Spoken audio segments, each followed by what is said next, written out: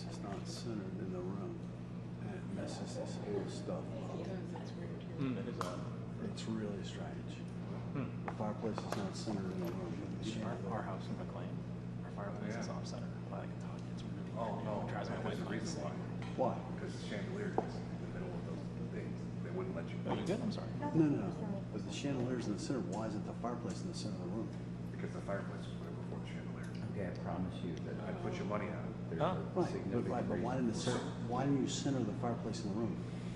All right, never mind. Because the fireplace was here before the chandelier. Yeah. No, just center it in the room. Because of that doorway. The door is bigger. Right. It's a bigger door. Adjust the door. Adjust the doors.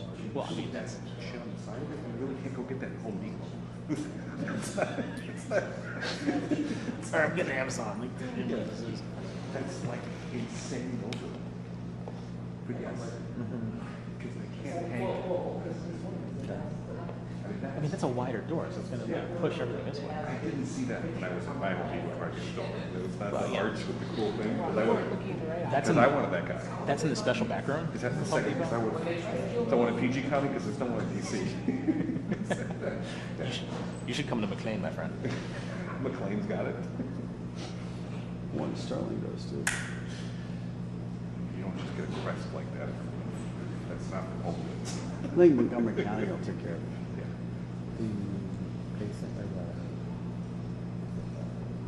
How about that The chandelier would block the visual effect of the fireplace from across. Maybe I don't know. that might be it. Let's have the reporters ask. Yeah. Okay, we have a question for you. You know, It'll be why isn't gone the tomorrow. fireplace centered in the It'll room be with the gone chandelier? tomorrow. Stop. The person that could answer that question is probably, she died a long time ago. That's right. That's no problem. God, the weather is nice in here. Really fast internet. Bellwood? Yeah. Yeah. You ever toured the houses in Rothschild?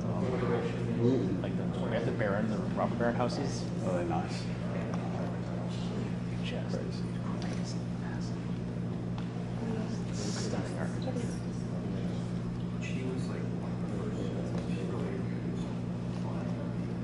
Really? Who was this?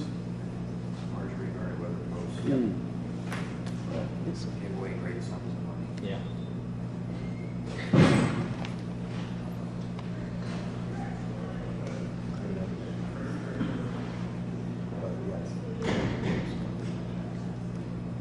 Who's that up there?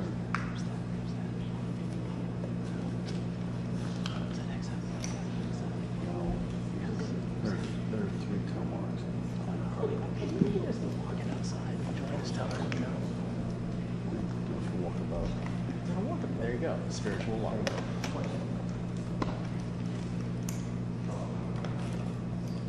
There's no agents in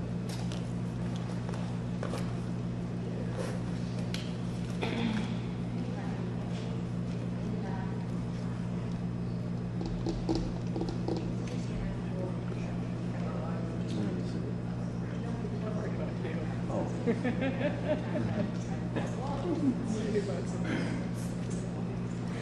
Why are you turning red? Why are you turning red?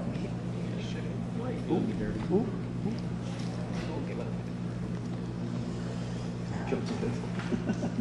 That's what it takes. Don't let me small. I volunteered as tribute.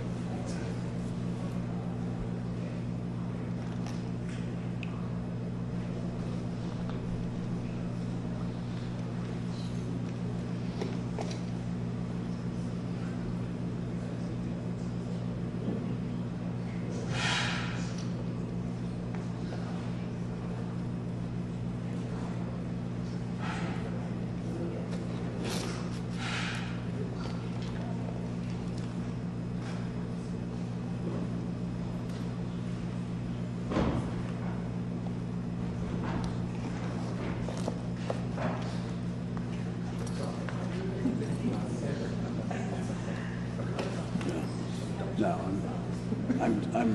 I can stay back like that for a little while, but I can't stay like that the whole time. If I do, I can't stand up ever again.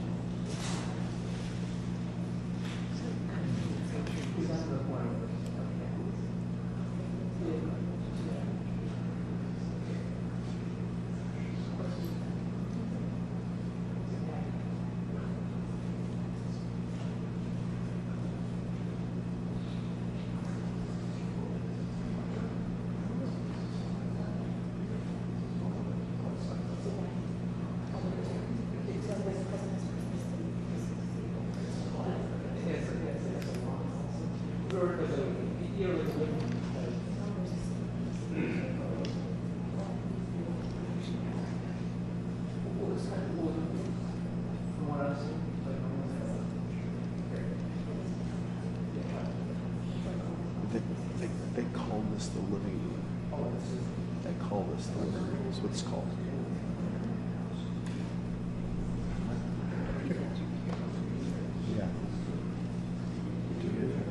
Yeah.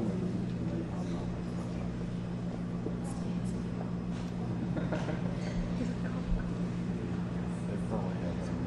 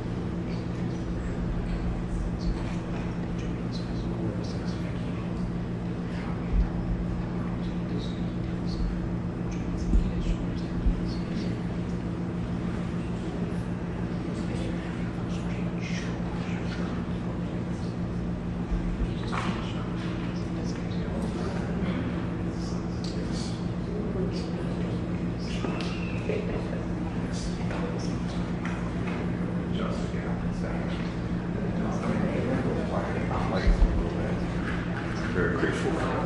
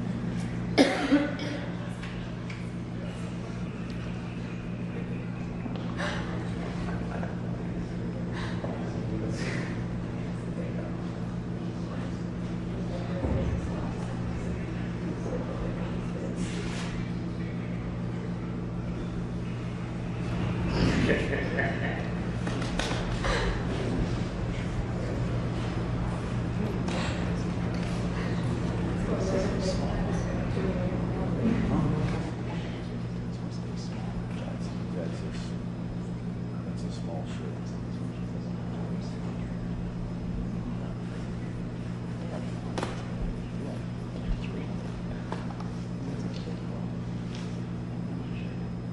Yeah, you know more about that than I do.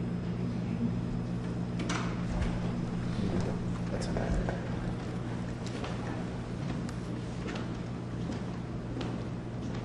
Hello, everybody. Hello, sir.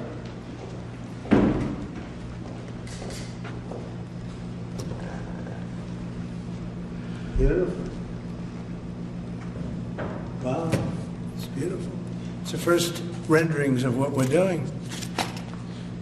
So I want to wish everybody a big hello and Merry Christmas and welcome to Mar-a-Lago for this exciting announcement of the new Golden Fleet. We're calling it the Golden Fleet that we're building for the United States Navy. As you know, we're desperately in need of ships. Our ships some of them have gotten old and tired and obsolete, and we're going to go the exact opposite direction.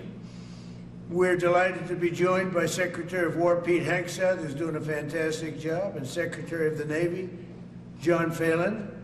Marco Rubio is here, who gave a great few words toward the end of last week. He spoke for a couple of hours on what a good job we're doing, which is true.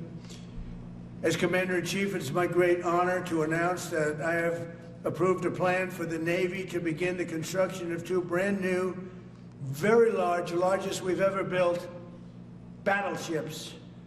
You know, you used to build the Iowa, the Missouri, the Wisconsin, the Alabama, many others. We had big battleships. These are bigger, but they will have 100 times they'll be 100 times the force, the power, and there's never been anything like these ships. These have been under design consideration for a long time, and it started with me in my first term, because I said, why aren't we doing battleships like we used to?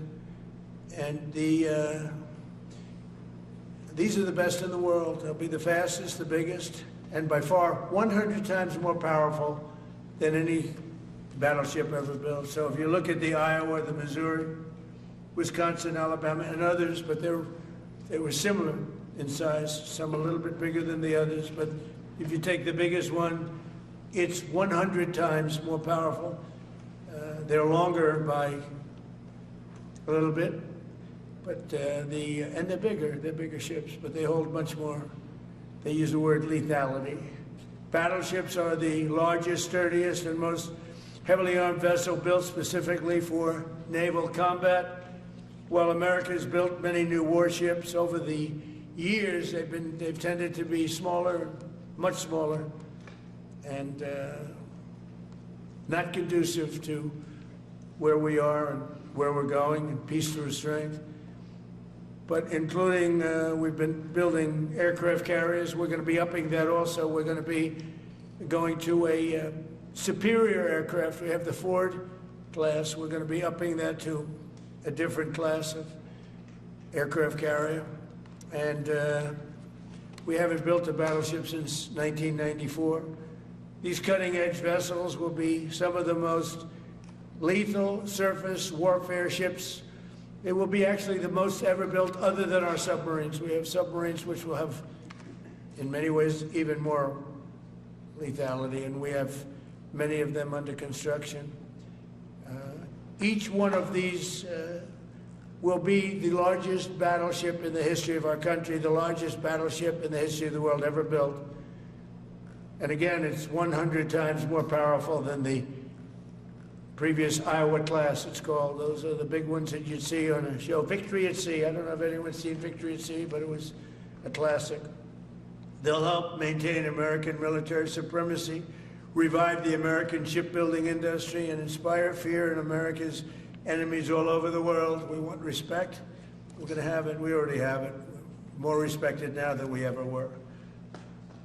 A year and a half ago, they laughed at us. Now they respect us again at levels that they've never respected us. We envision that these two ships, we're talking about 10, but we're going to start with 2, and we're going to quickly morph into 10. And ultimately, we think it's going to be anywhere from 20 to 25 of these.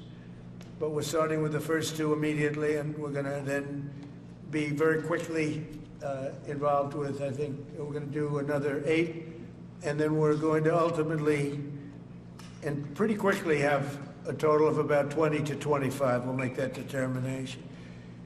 We envision that these ships will be the first of a whole new class of battleships to be produced in the years to come.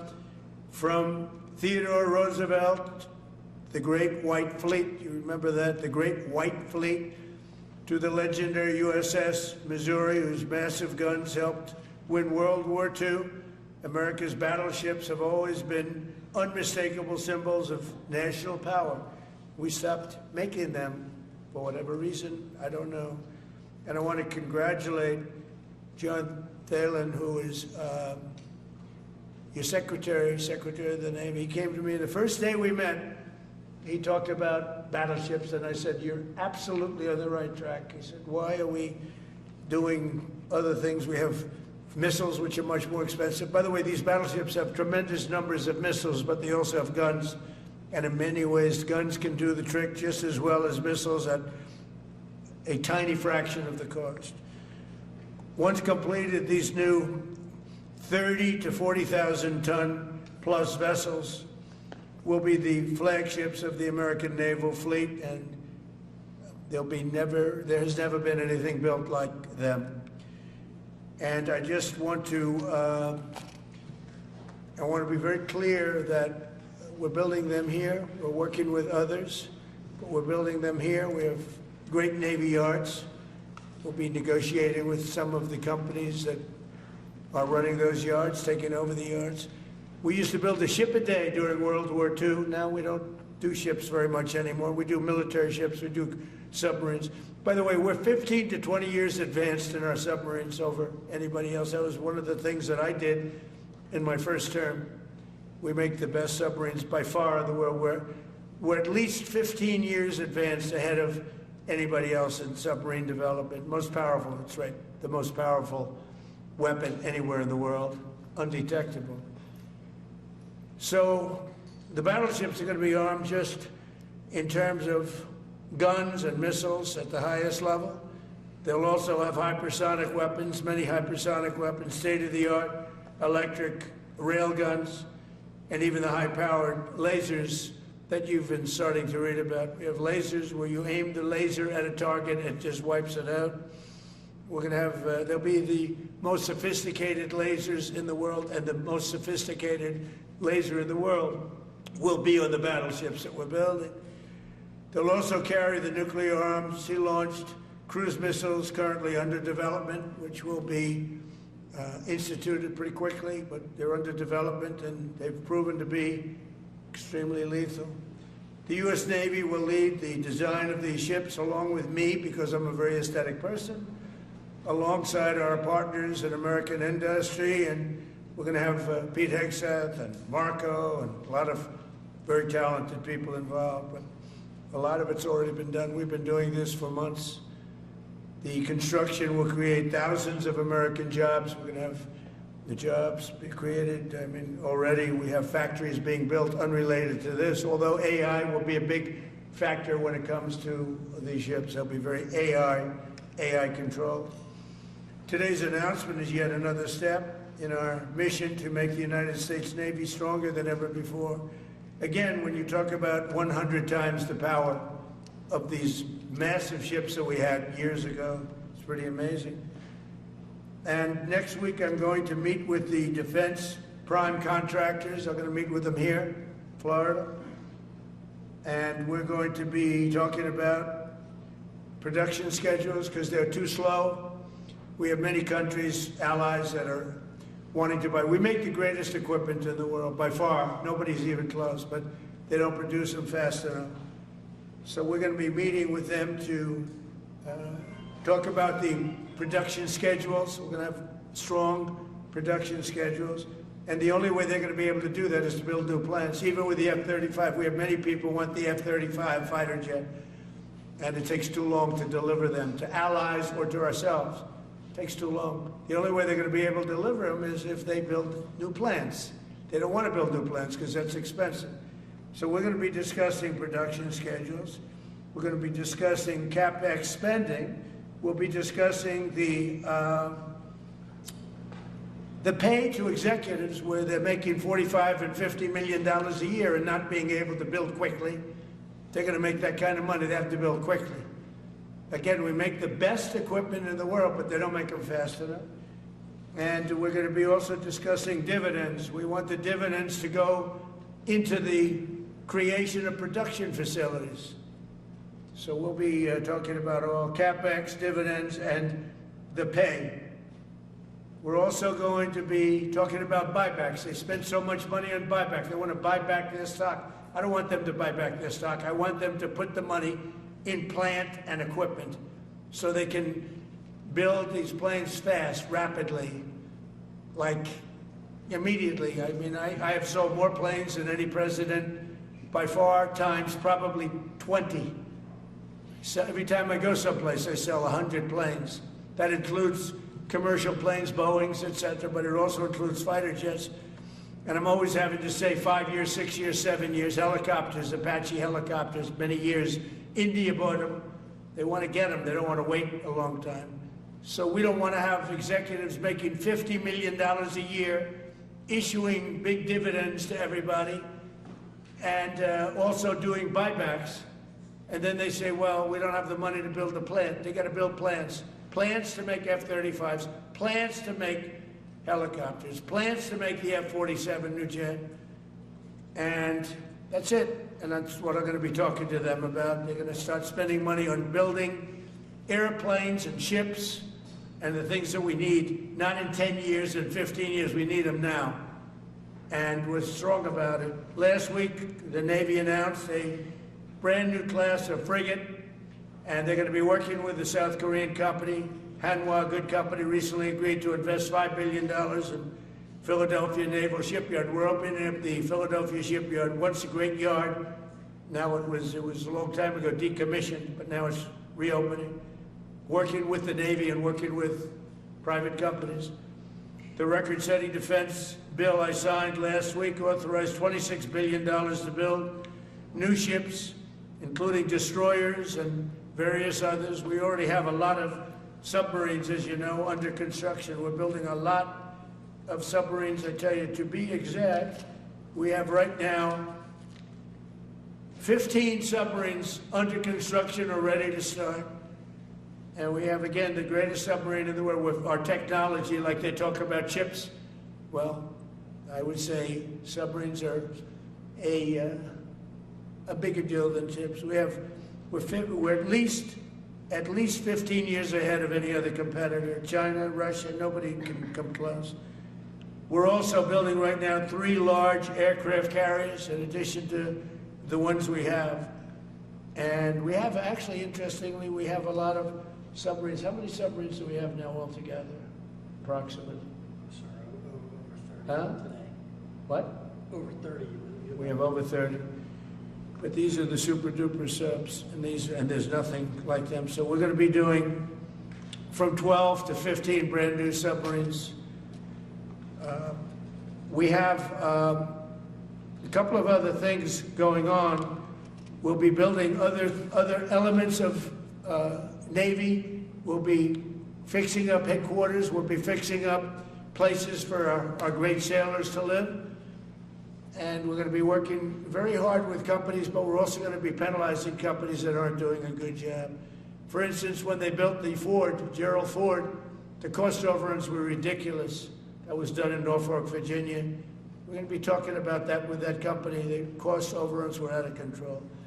In World War II, the United States built upwards of 4 ships per day. Can you believe it? 4 ships a day, on average. And now there weren't all big warships, but there were ships, freighters, tankers. And it's a tragedy that we allowed this incredible capability just go astray. We don't do that much anymore.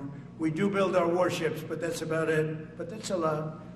We're going to restore America as a major shipbuilding power. We're going to ensure the USA is the most powerful fleet anywhere in the world, and long into the future with battleships helping lead the way, and the submarines that, again, nobody competes with us on submarines. So I just want to thank everybody, and I'd like to ask Secretary Hegseth to say a few words, followed by the Secretary, but if you would, Secretary of the Navy.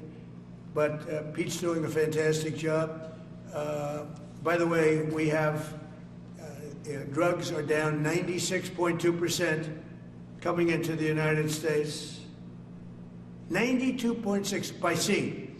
And soon we'll be starting the same program on land. The land is much easier.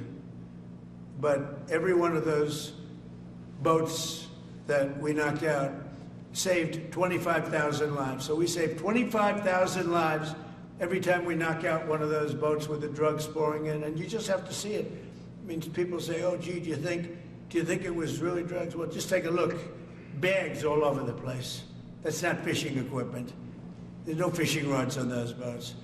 They move fast. When you see a boat with 4 engines or 5 engines on, going 40, 50 miles an hour, well, they get hit. We save 25,000 lives every single time we knock out a boat.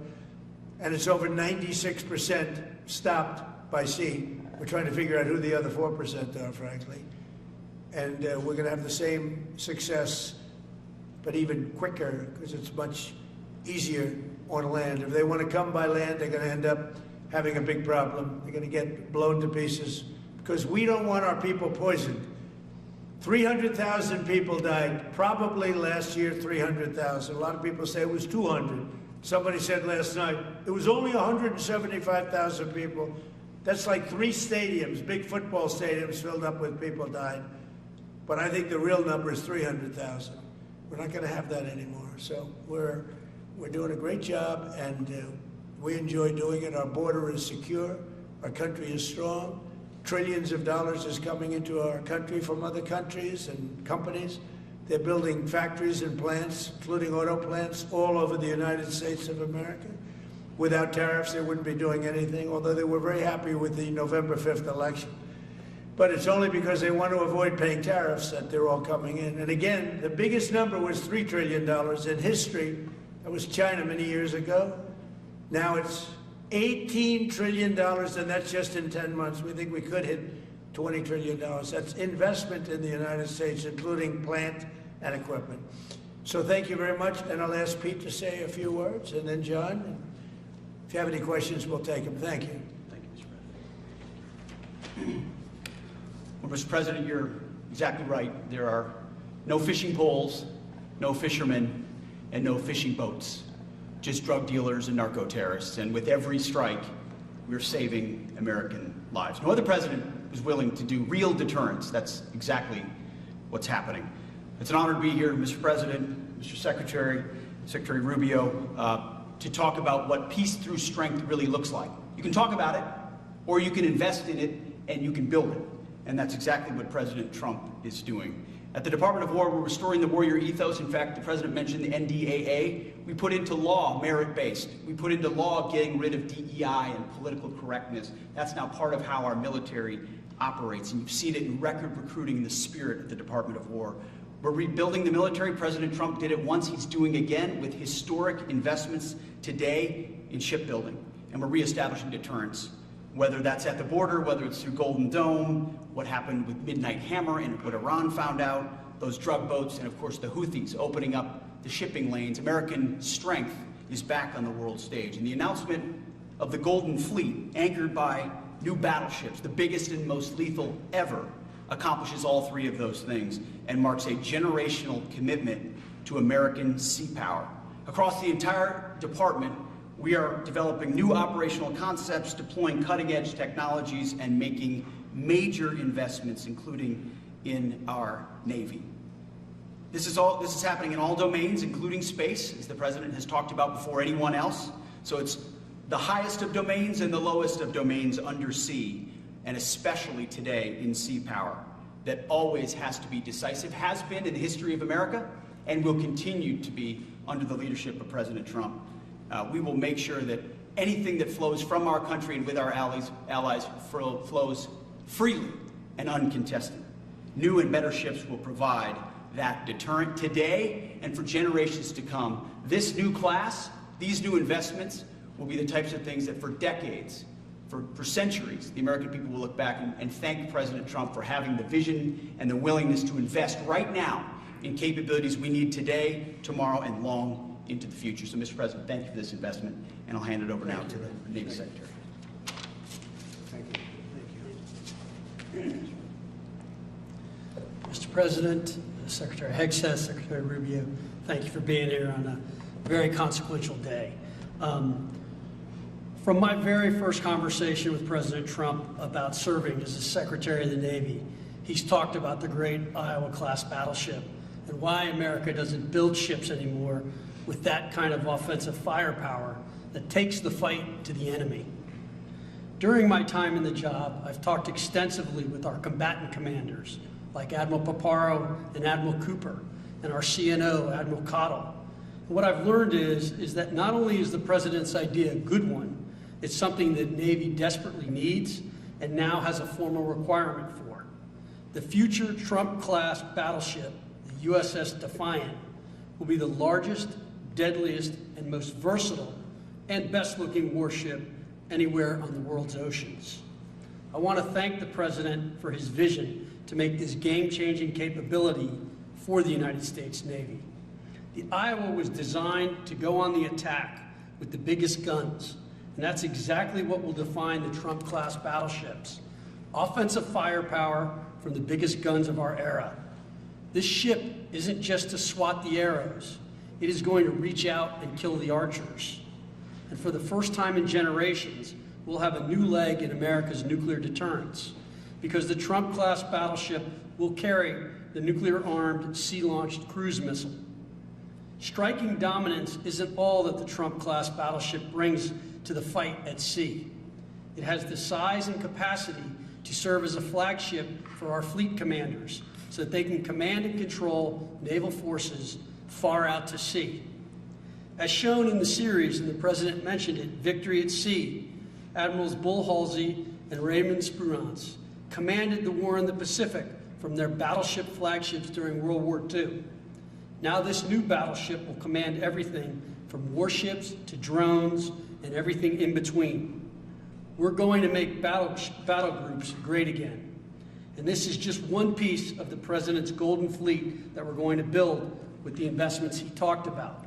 A new frigate, the right frigate, the one our warfighters have told us they need. More amphibious power for our Marines with new capabilities like the medium landing ship. As part of the Navy's high-low mix, we're moving out aggressively on unmanned vessels with funding from the President's One Big Beautiful Bill to bring options to the fight and pull new, non-traditional defense partners into the American shipbuilding ecosystem. And we're making a generational investment in support ships. Logistics wins wars, and that kind of shipbuilding is the spark that will ignite the industrial base and help power the commercial shipbuilding that the President has called for. Under your leadership, Mr. President, we will have more tonnage and firepower under construction than ever before in our history. Building the President's Golden Fleet means jobs across the United States, now. There'll be work for shipyards everywhere, from Philadelphia to San Diego, from Maine to Mississippi, from the Great Lakes to the Gulf Coast. And for manufacturers that will build components for this battleship in every state. The President has been clear. We must bring back our American maritime industrial might. And he has told me many times that as Secretary of the Navy, it is my job to equip our sailors to win the fight at sea with the finest ships in our history. To conclude, the USS Defiant battleship will inspire awe and reverence for the American flag whenever it pulls into a foreign port. It will be a source of pride for every American when it brings home our brave sailors who will sail defiant, raise their fists, and say, "We are peace through strength." And our adversaries will know when the Trump-class USS Defiant appears on the horizon, American victory at sea is inevitable. Thank you, Mr. President. Now when a conflict arises, you are going to ask not one, but two questions. Where are the carriers and where are the battleships? Thank you. Thank you very much.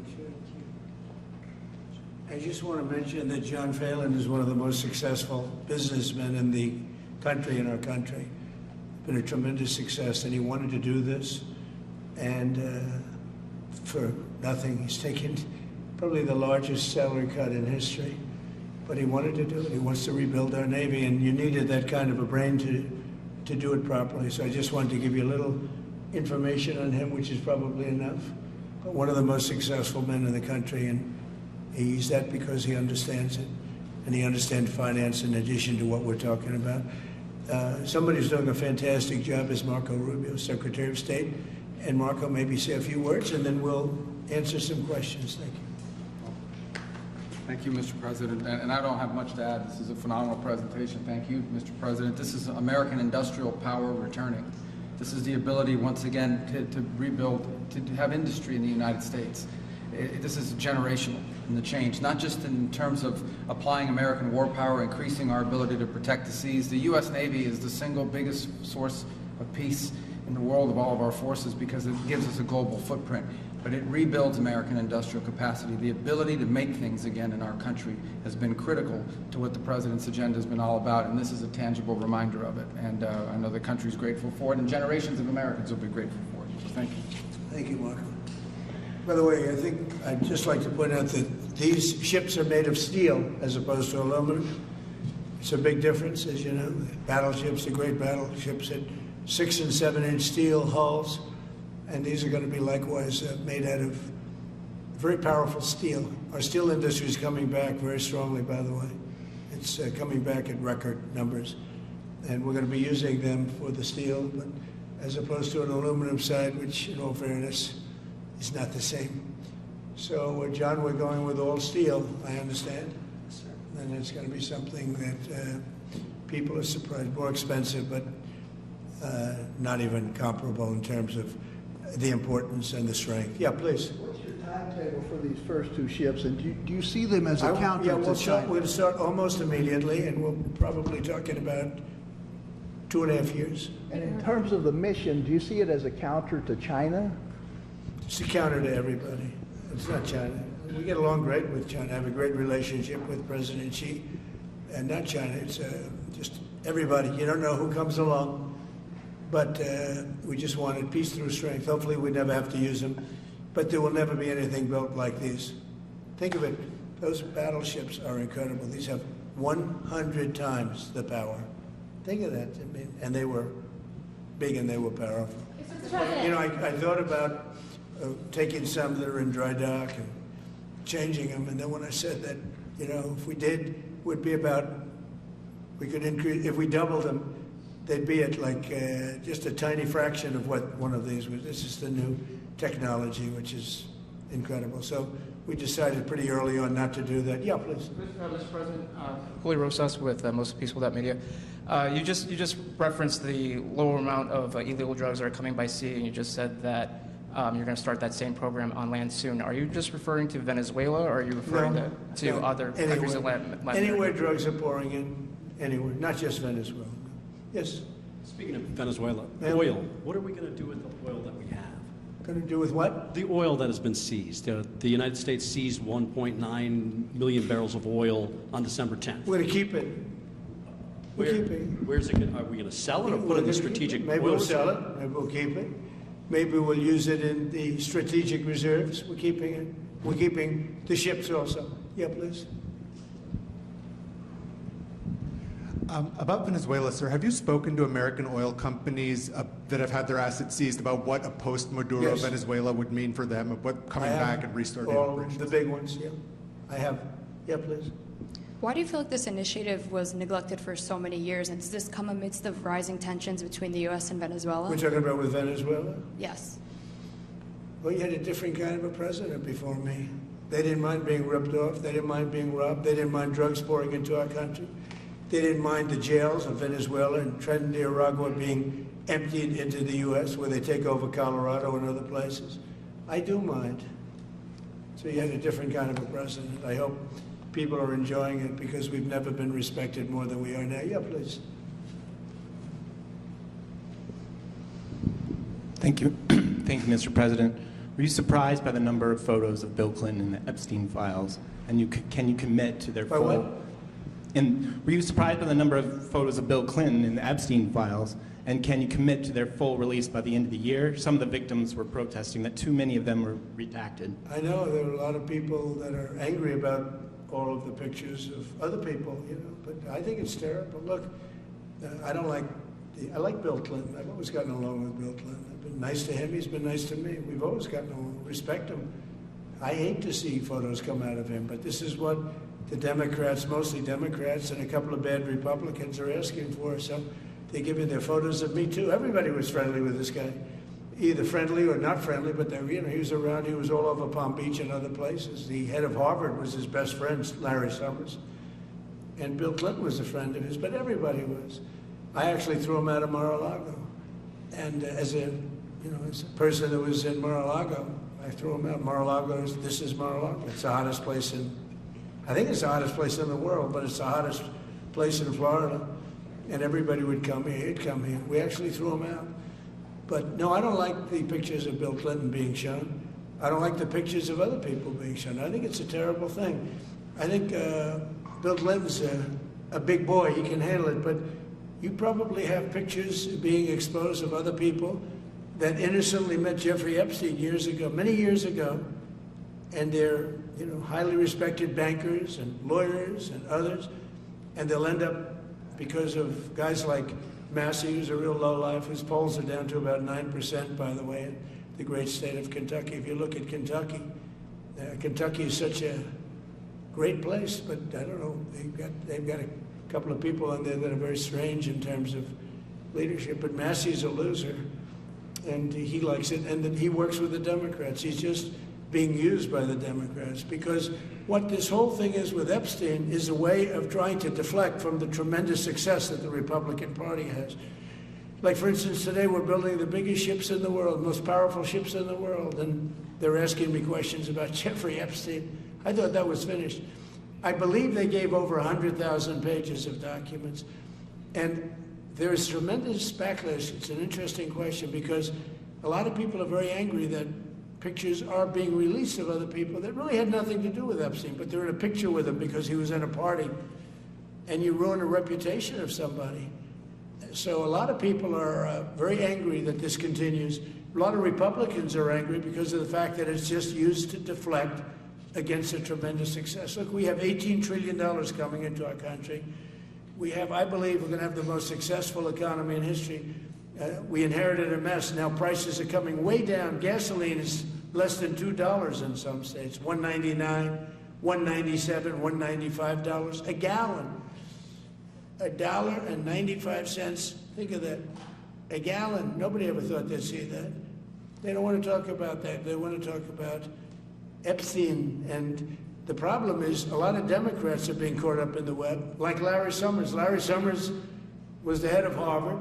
He's now been forced to resign from every board he's on, and he was thrown off the Harvard board.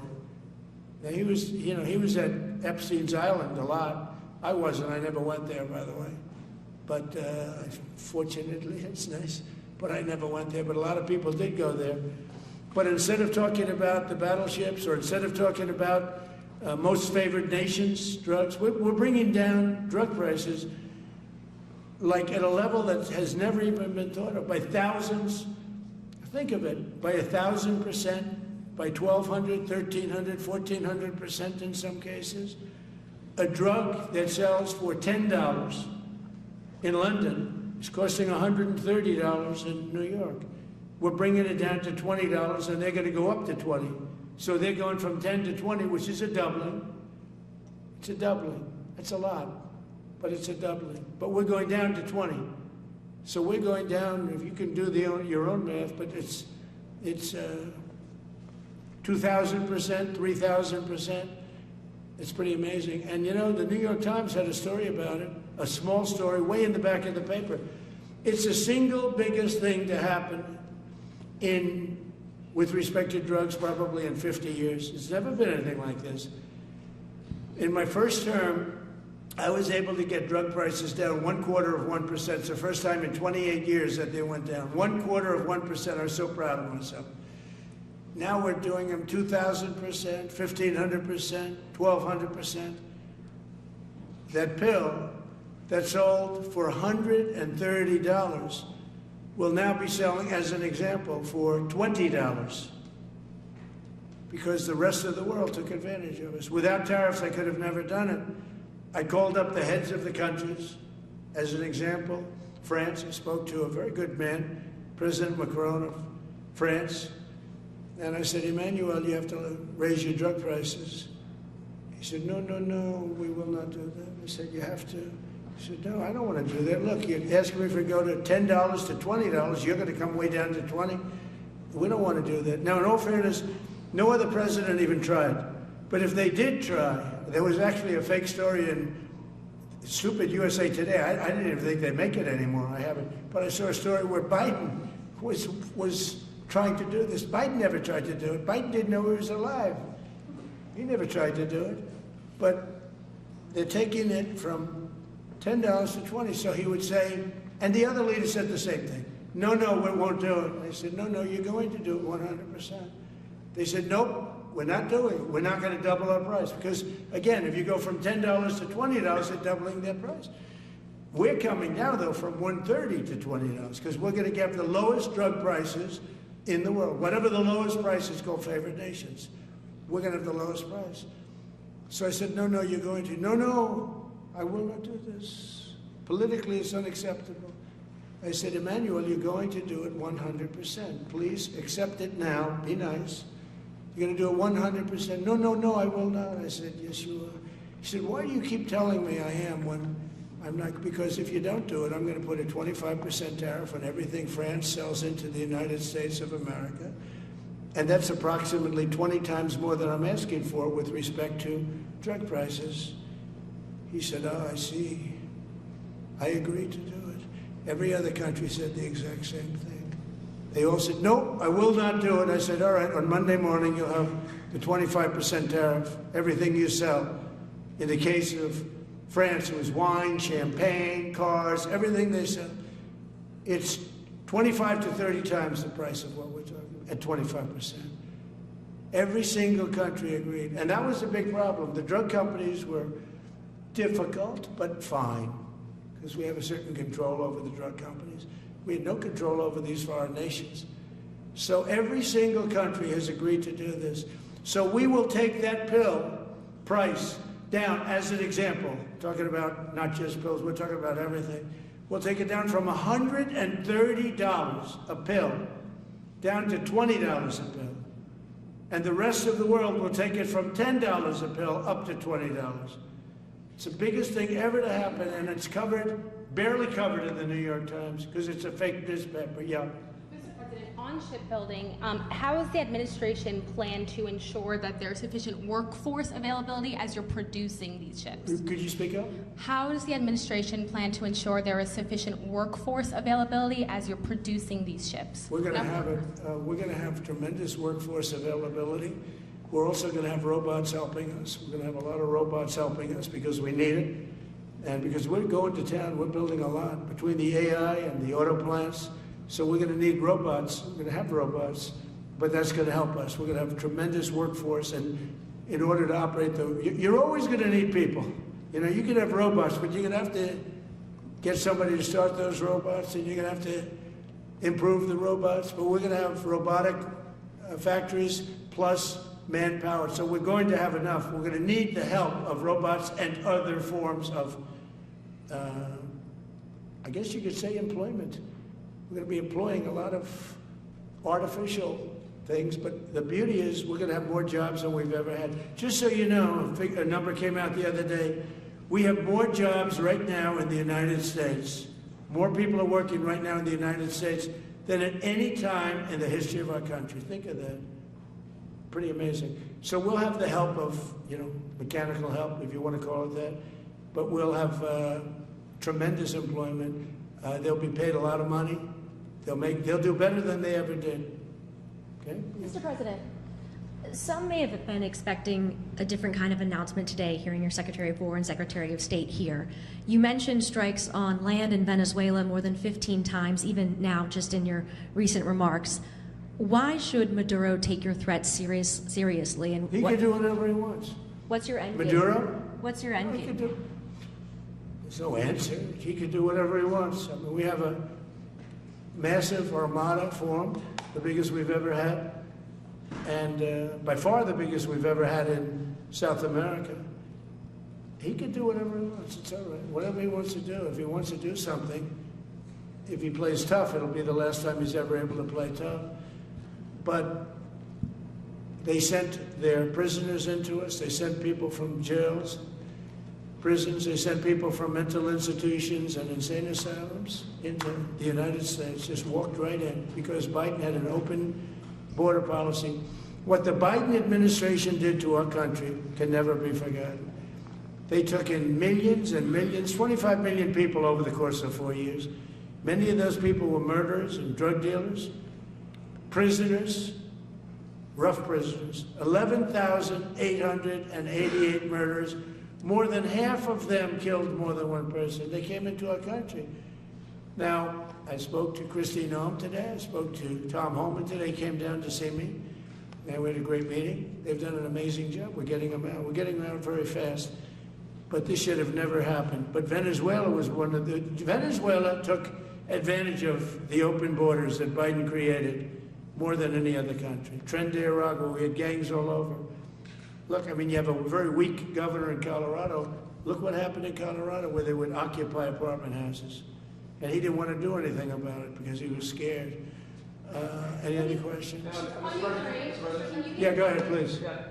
So in response to the United States taking sanctioned oil from Venezuela, Colombian President Gustavo Petro criticized the United States by saying, well, the Southwest is stolen land and that it should be returned to Latin America. I just wanted to know what your response to that is. Well, he has to watch because, you know, he's got drug factories. They make cocaine in Colombia. And he's no friend of the United States. He's very bad guy. And he's got to watch his ass because he makes cocaine and they send it into the United States of America from Colombia. We love the Colombian people.